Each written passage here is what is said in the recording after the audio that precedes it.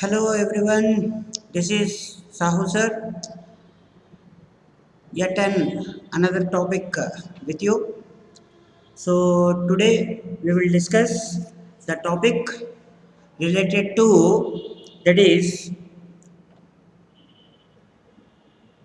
objectives of economic economic development. So what is the objective? How the economic development can be achieved?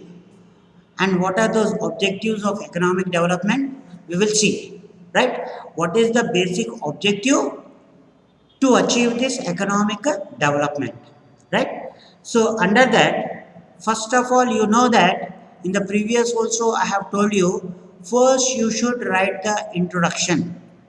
And what you should write the introduction? Should write the introduction related to the meaning of economic development. You have to write it. So let us start this meaning. So economic development. Economic development means, yes, what I told you, it includes both. What is it? Economic economic growth economic growth and socio and economic changes. Socio and economic changes. So it includes both economic growth as well as socio economic changes. When we achieve these changes, definitely we used to have the economic development, right? So let us discuss objectives. What is the objectives has been given? Let us check out one by one. Basically these questions, and from this most probably you will get some sort of 2 marks questions in your annual examinations. So each and every point you have to check out perfectly and with perfection, right? Under that, first objective is given, that is called as high rate of growth. High rate of growth. Now what growth he is talking about? Basically he is talking about the GDP growth rate. Actually here we are talking about the GDP growth rate. What is GDP? Gross domestic product. Earlier you have been studied in your first year, I think, right? So gross domestic product related growth rate we should have to be achieved, and it can be achieved with the help of this economic development. Most probably till 1980, what we have is almost 3.73 percentage is the GDP growth rate previously. In the same way, in the sixth 5-year plan, you know the 5-year plans. Every 5 year once our government usually makes some sort of 5-year plans. In the sixth 5-year plan, we have achieved some 5.4 percentage. In the seventh 5-year plan, most probably 5.8 percentage, and in the eighth 5-year plan, most probably we have achieved 6.8 percentage, and later most probably in the ninth and 10th 5-year plan. Okay, na? Likewise, ninth or 10th 5-year plan or 12th 5-year plan up to, right, 12th 5-year plan, most probably we have achieved till to that 9 percentage, right? 9 percentage we have been achieved. It is our target to achieve.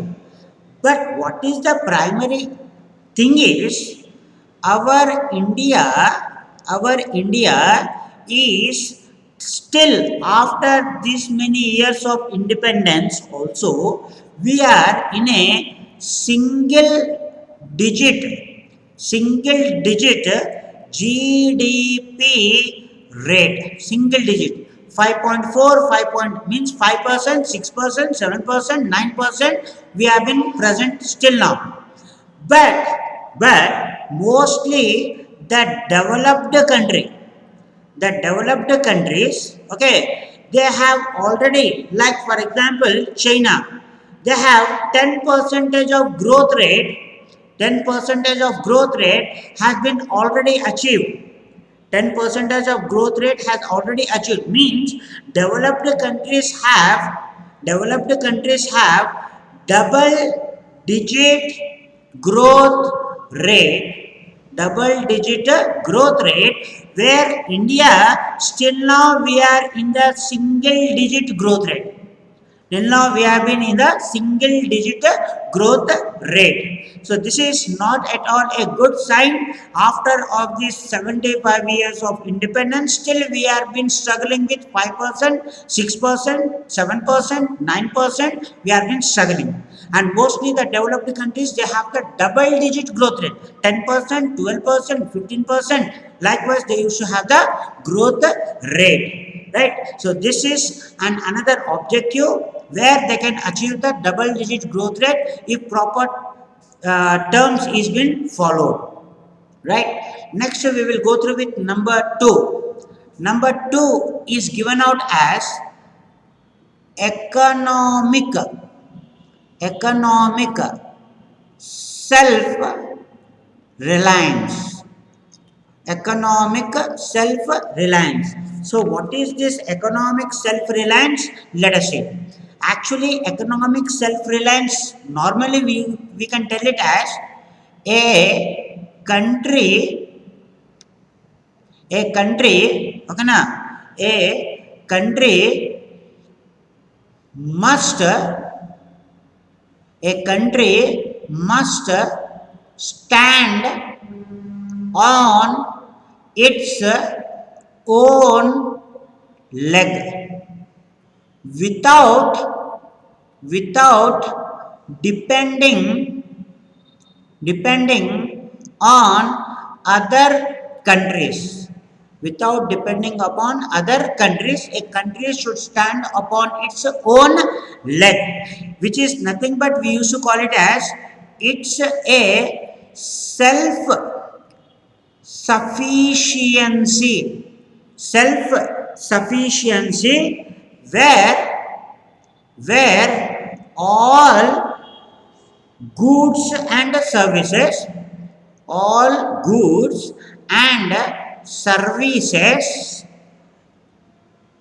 okay, all goods and services, it requires to produce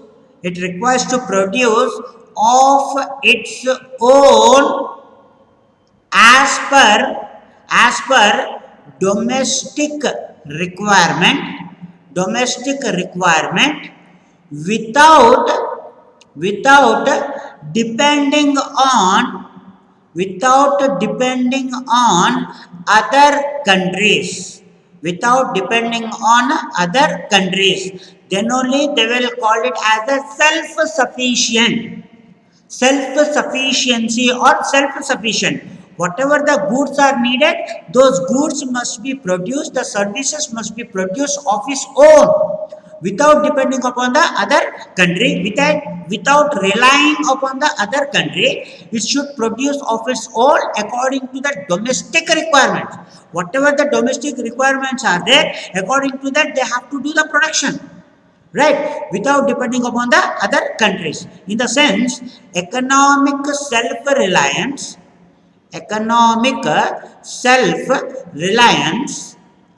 can be achieved when exports are more and imports are less, then we used to call it as a economic self-sufficiency or self-reliance. Export should be more, import should be less.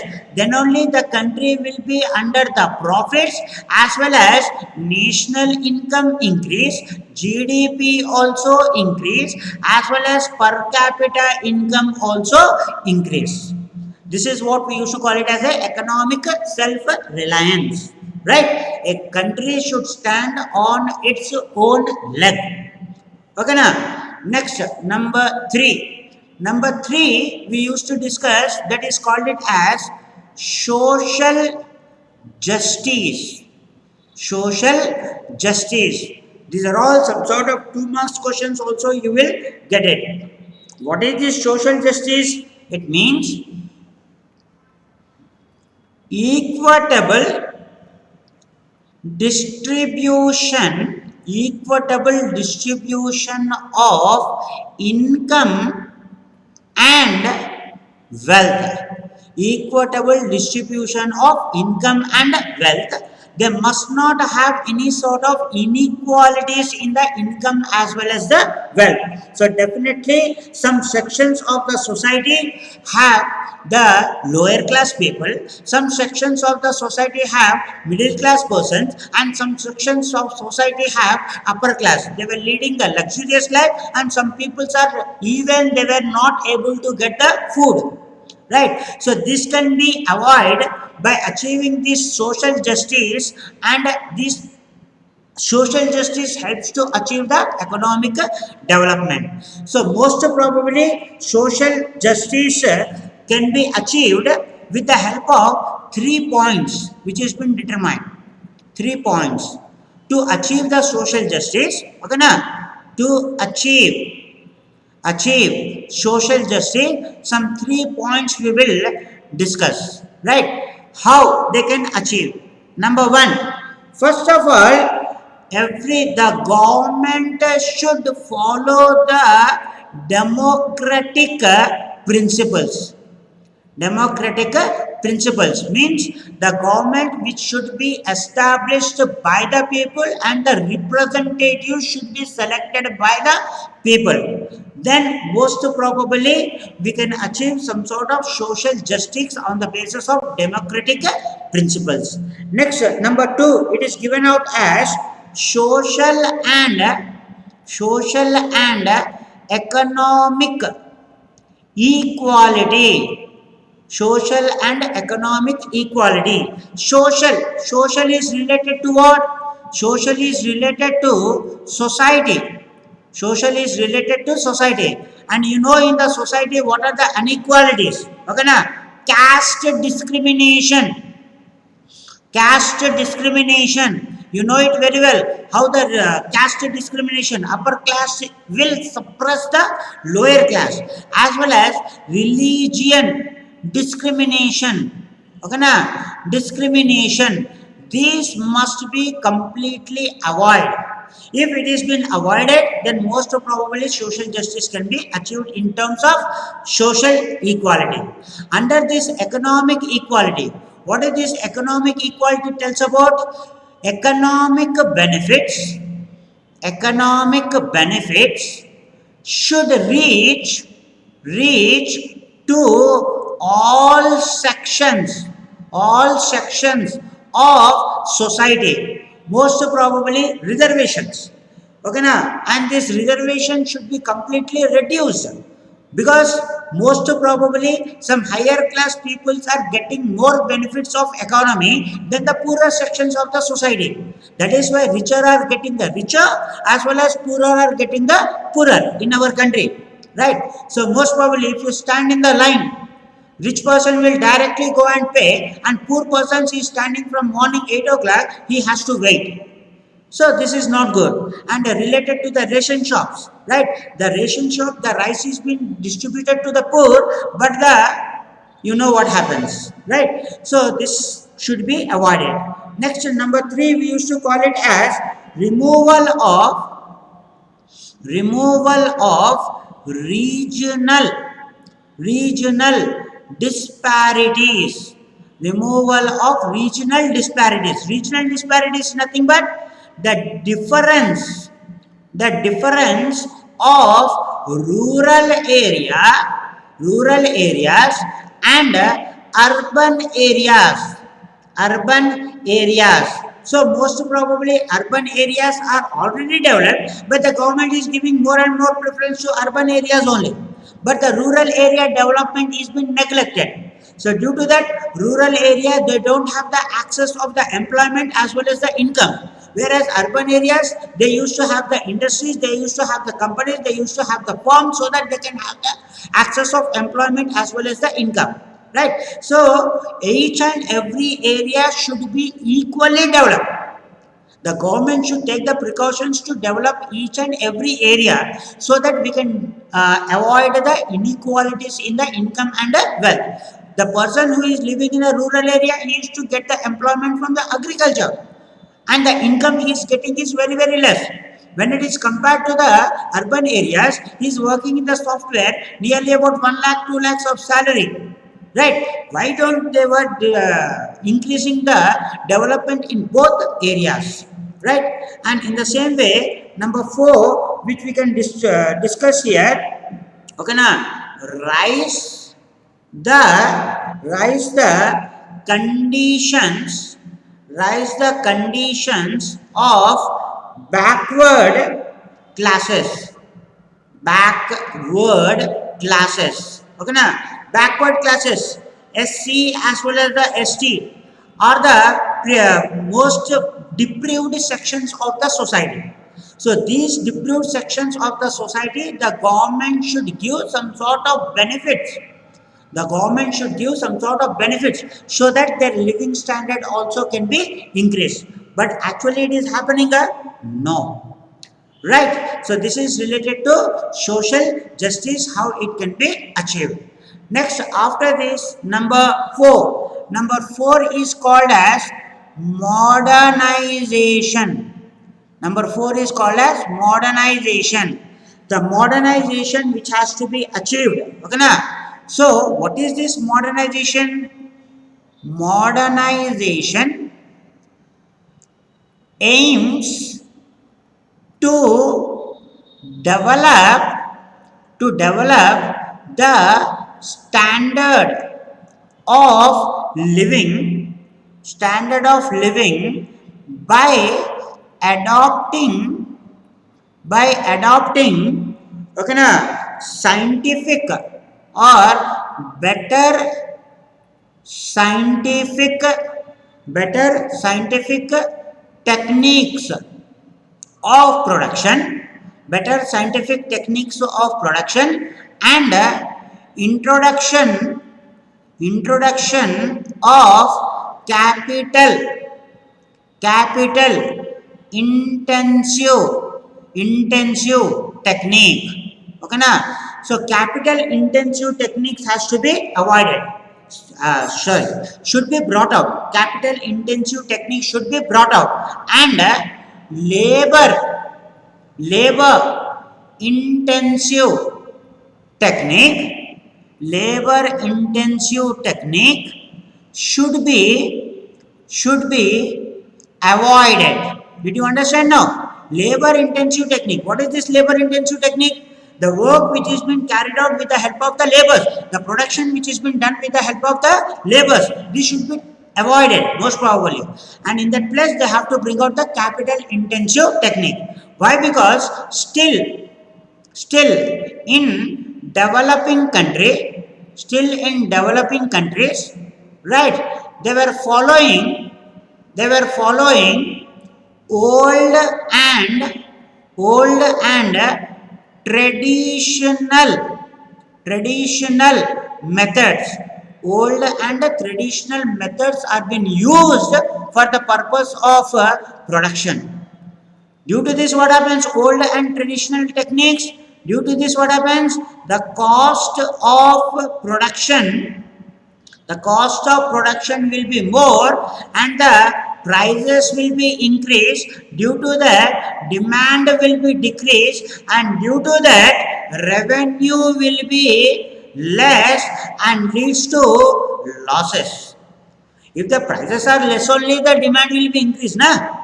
Yes or no? So for that, here they have to implement the capital intensive technique, which helps to reduce in the cost of production and more production. Due to the prices will be less, demand will be more, revenue will be more, as well as profits will be more.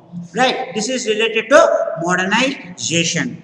Next we have the fifth point, that is called as economic economic stability. Economic stability. What is this economic stability? Is nothing but the government should maintain a stable economy. The stable economy has to be maintained by the government. How the economy can be stable? A stable economy can be achieved can be achieved when when the prices are constant.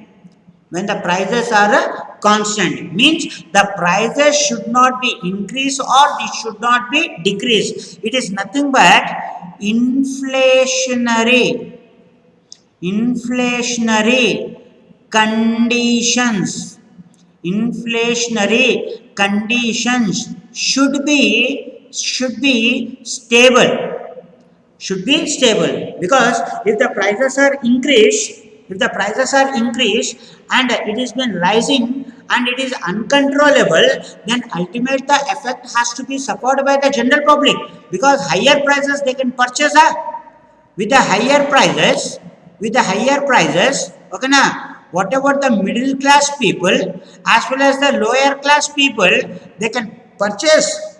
No purchasing power, and the purchasing power will be decreased. Yes, so that is why they must achieve the economic stability by a constant price which has to be maintained in an economy, and non-inflationary conditions has to be taken out. Right, this is number 5. Next, number 6 we used to discuss as, that is sustainable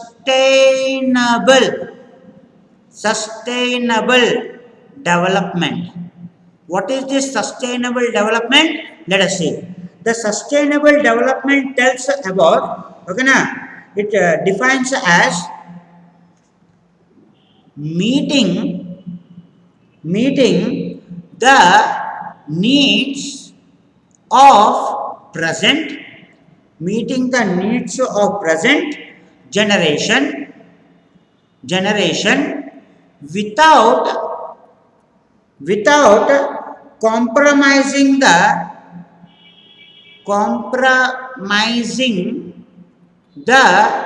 future generation. Right, means use the resource. Okay, use resource in present, but some resources has to be protected for our future generation also. If we exhaust all resources at now, what will be remain for the future? In the future, we have to wear the mask of oxygen and we have to run away. And we used to tell our child, once upon a time in our generation, we used to roam freely, we used to have the plants, we used to have the animals, we used to tell them. But after the future generation, when it overcomes, then if we don't protect the resources now, then our future generation will definitely, they used to suffer. Right, use the resources at present effectively and efficiently and optimistically, as well as protect the resources for the future generation.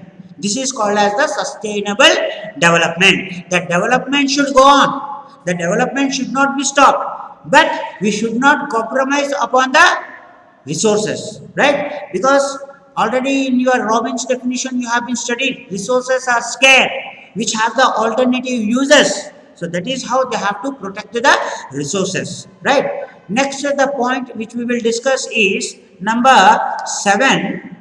Number 7 is called as inclusive growth.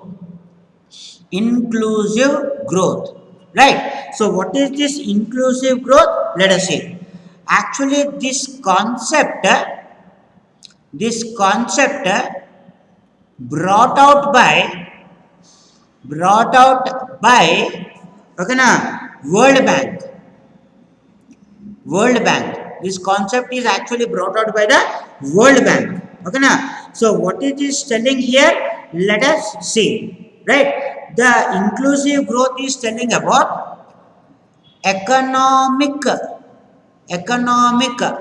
benefits if achieved, then it should be reached to marginal sections of society. It should be reached to the marginal sections of the society, right? Whatever the marginal sections of the society is there, all economic benefits should be reached to the marginal sections of the society perfectly and clearly, right? Bottom level of the persons, okay na, like middle class as well as the lower class persons, all economic benefits are been reaching to them? Absolutely not, right? Because all the economic benefits are being reaped by the rich, nothing is remained by the poor or to the poor. So it is not at all a correct way. So inclusive growth means growth benefit. What growth benefit? Economic growth benefit should reach to all the sections of the society. Poor, middle, rich, everybody should enjoy. When it is been enjoyed equally, then we used to call it as a inclusive growth. Right, everybody? So this is related to the objectives of economic development, which is possible with this kind of points. I hope you are understanding. If you have any sort of queries, please comment me, as well as don't forget to subscribe my channel. Right, everybody? Bye and take care.